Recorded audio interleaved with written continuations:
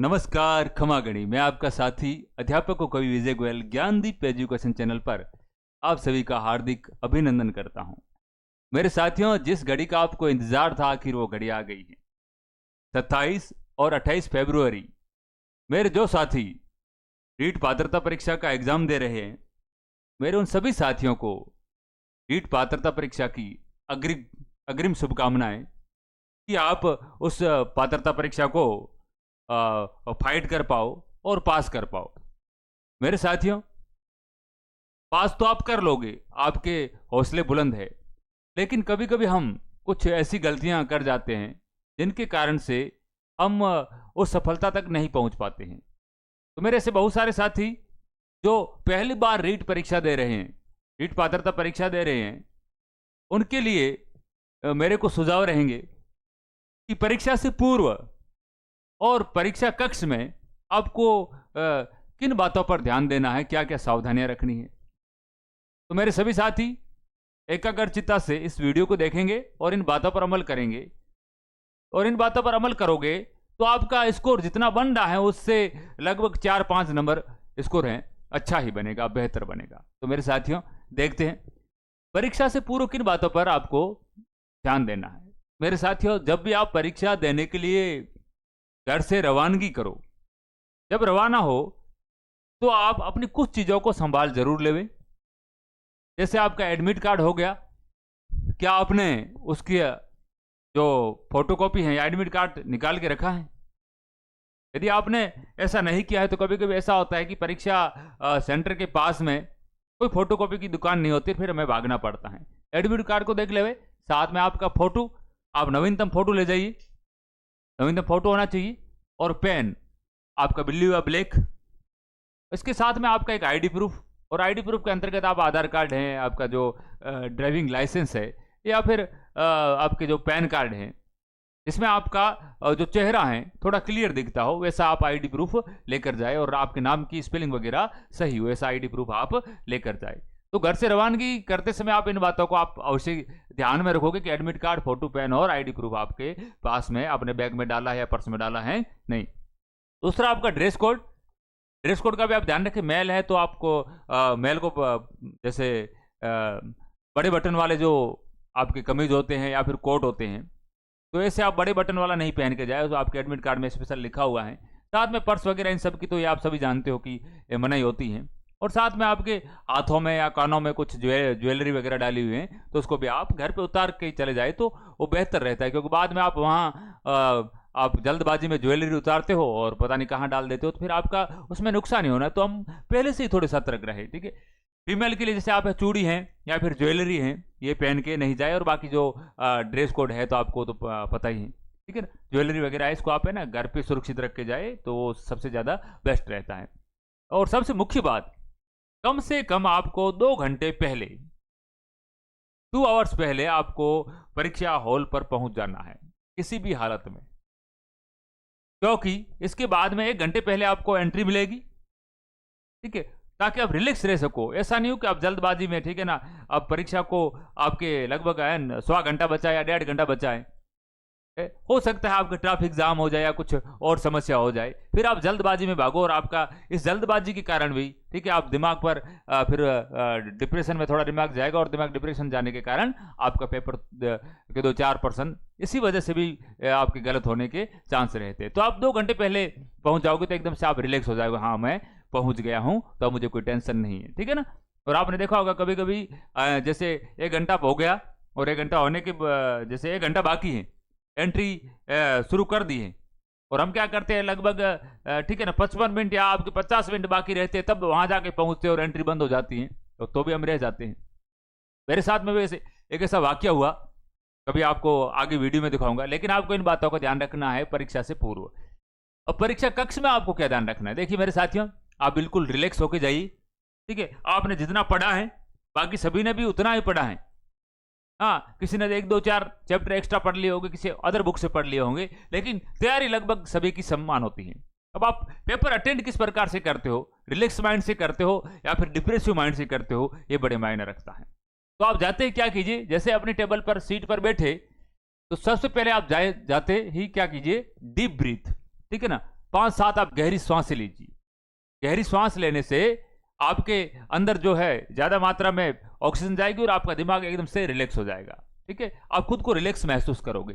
तो deep breath लीजिएगा आप। ब्रीथ के बाद में आप देखिए, जैसे आपके हाथ में बुकलेट आती हैं तो कम से कम आप बुकलेट को चेक कर लीजिए कि उसमें जितने पेज संख्या आगे लिखी हुई है उतने पेज संख्या पूरे है कि नहीं। और साथ में आप जैसे OMR शीट वगैरह है, ठीक है, उसको भी आप चेक कर सकते हो। थोड़ी देर बाद में जैसे आप बाहर निकालोगे OMR शीट, जैसे आपने OMR शीट निकाली तो मैं से जैसे मेरे नए साथी हो क्या करेंगे, सीधा सीधा भरना शुरू कर देंगे जल्दबाजी में कि कहीं टाइम निकल ना जाए। लेकिन इसी जल्दबाजी में मेरे साथी मैं कहता हूं कि सबसे ज्यादा जितना भी टाइम लगे OMR शीट को कम से आपको है ना बिल्कुल तलीनता से भरना है, थोड़ा टाइम देके। बिल्कुल आपके रोल नंबर है या बुकलेट संख्या उसके ऊपर लिखनी है या अदर आपका नाम वगैरह जो भी उसमें आपकी खाना पूर्ति करनी है उसको आप बिल्कुल रिलैक्सन के साथ में आप उसको भरोगे। क्योंकि OMR में गलती हो गई फिर आपका पेपर भले कितना ही अच्छा चला जाए लेकिन आप टेंशन में रहोगे। इस कारण टेंशन में रहोगे, जैसे आपके नंबर 22/7/240 है, ठीक है, आपने ऊपर तो 22/7/240 लिखा है लेकिन वो 4 की जगह गोले में नीचे आपने गोला 5 भर लिया, उसको बाद में काटा है और काटने के बाद में आपने क्या किया फिर उसको आपने क्या किया उसमें 4 भरा है। तो कहीं ना कहीं आपके मन में है ना, आप जब तक आपका रिजल्ट नहीं आएगा तब तक आपके मन में, ठीक है, आप इसी टेंशन में रहोगे कि मेरा वो गोला गलत हो गया था, ठीक है ना, इस कारण से यार मेरे नंबर कम तो कर नहीं जाएंगे या जांच होगी कि नहीं होगी, ये चीज, ठीक है ना। तो OMR शीट आप बिल्कुल है ना तलीनता से भरिएगा, जल्दबाजी नहीं करनी आपको और शिक्षक के निर्देशों का आपकी पालना करनी। जो भी शिक्षक है आपके कक्ष में है उसके निर्देश सुने और जो चीज आपको पता नहीं है मालूम नहीं है तो आप शिक्षक से जरूर पूछिएगा। तो तीसरी बात है OMR शीट का आप ध्यान रखोगे। चौथी बात, प्रश्नों को ध्यान से पढ़े, ठीक है ना, उसमें क्या पूछा गया, नहीं का पूछा गया है का पूछा गया है, सही का पूछा गया है, गलत का पूछा गया है, सत्य पूछ रहा है, असत्य पूछ रहा है। ऐसे बहुत सारे प्रश्न होते हैं जिनको आप पढ़ते नहीं और जल्दबाजी में गलत करके आते हैं। 2018 की भर्ती में मैं खुद गलत करके आया, पूछा था महाराणा प्रताप के हाथी का नाम क्या है, तो मैंने महाराणा प्रताप पढ़ा और ऑप्शन पे मेरी जैसे ही नजर गई तो उसमें है ना आपके 1 नंबर पे था, शायद 2 नंबर पे चेतक लिखा हुआ था और हमारा दिमाग ने महाराणा प्रताप और चेतक को आपस में रिलेट करके रखा है। तो मेरा ध्यान चेतक पे जाते ही ऐसा मैंने चेतक का पूछा और मैंने वो चेतक वाला ऑप्शन कर दिया। लेकिन जैसे ही परीक्षा हॉल से बाहर निकलने के बाद मैंने प्रश्न पढ़ा कि महाराणा प्रताप के हाथी का क्या नाम है, तो वो तो हाथी का पूछ रहा था, तो मेरा ऑप्शन गलत हो गया। तो इस कारण हम जल्दबाजी में क्या करते हैं, कई प्रश्नों को गलत कर देते हैं, ध्यान से नहीं पढ़ने के कारण, सावधानीपूर्वक नहीं पढ़ते। तो आप क्या कीजिए, भले उसमें थोड़ा टाइम लग जाए, आप उसको रिलैक्स के साथ में उन प्रश्नों को पूरा पढ़े एक बार, सत्य असत्य जो भी लिखा है, फिर वो सत्य जैसे असत्य उसके नीचे आप अंडरलाइन कर ले कि ये पूछ रहा है, फिर आपका ऑप्शन दिए हुए उनमें से आप उत्तर ढूंढने की कोशिश करें। और अगली सबसे मुख्य बात है आपकी लैंग्वेज। मेरे साथियों, बहुत सारे विद्यार्थियों के साथ में ये चीज होती है कि वो क्या करते हैं, जैसे लैंग्वेज आपके है ना बुकलेट बड़ी आती है, ठीक है, रीट की भर्ती जो आपको परीक्षा होती है उसकी बुकलेट बड़ी होती है, उसमें सब लैंग्वेज होती है। लैंग्वेज फर्स्ट में भी आपके जैसे हिंदी हो गई, अंग्रेजी हो गई, संस्कृत हो गई, उर्दू हो गई, सिंधी हो गई, पंजाबी हो गई, ये होगी।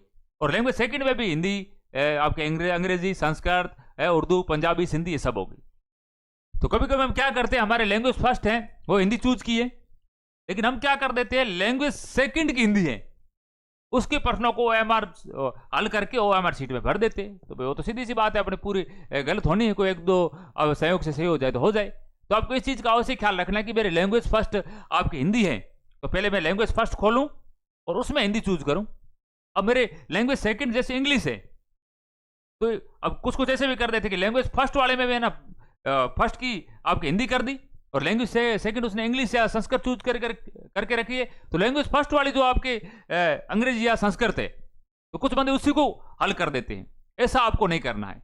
लैंग्वेज फर्स्ट में जाना है पहले आपको, उस पार्ट में लैंग्वेज फर्स्ट में आपने कौन सी भाषा चूज करके रखी है, हिंदी की तो हिंदी को हल कीजिए, फिर आप लैंग्वेज सेकंड में जाइए, उसका पार्ट खोलिए और उसमें देखिए लैंग्वेज सेकंड के आपने जो हिंदी, संस्कृत या अंग्रेजी जो भी आपने चूज करके रखी है उसको हल कीजिएगा। तो मेरे साथ ये कुछ मुख्य बातें थी और बिल्कुल आपको बिना तनाव रहित होके, ठीक है ना, कोई तनाव नहीं लेना है। तनाव के कारण हमारे बहुत सारे प्रश्न है वो गड़बड़ा जाते हैं, तो आपको तनाव नहीं, बिल्कुल रिलैक्सन के साथ में, हाँ मैंने पढ़ा है, मैंने मेरा अच्छा किया है और मेरे साथ में भी अच्छा होगा, मैं इस पात्रता परीक्षा को क्लियर करके जाऊंगा। तो मेरे साथियों, ये कुछ परीक्षा से पूर्व के और परीक्षा कक्ष में कुछ सावधानियां आपको रखने की आवश्यकता थी जो मैं आपके सामने लेकर आया, ठीक है। और एक बार फिर से मेरे सभी साथियों को रीट पात्रता परीक्षा की अग्रिम शुभकामनाएं, इसी आशा के साथ कि आप है ना बेहतर स्कोर खड़ा कर सको और अगली जो मुख्य परीक्षा है, ठीक है, उसके लिए आप एलिजिबल बन सको। तो आप मस्ती से पेपर दे के आएगा, ठीक है ना। मेरे सभी साथी पास होंगे, जो भी साथी सुन रहे हैं ना, सभी पास होंगे, ठीक है ना। बिल्कुल आप रिलैक्स के साथ में, तनाव रहित होके, ठीक है ना, अपने माता पिता के चेहरों को याद करके, हाँ मेरे उनके लिए मुझे है ना इस पेपर को करना है, बिल्कुल रिलैक्स होके पढ़ते रहिए, बढ़ते रहिए और अच्छा पेपर देकर आप आइएगा। इन्हीं आशाओं के साथ में जय हिंद, जय भारत।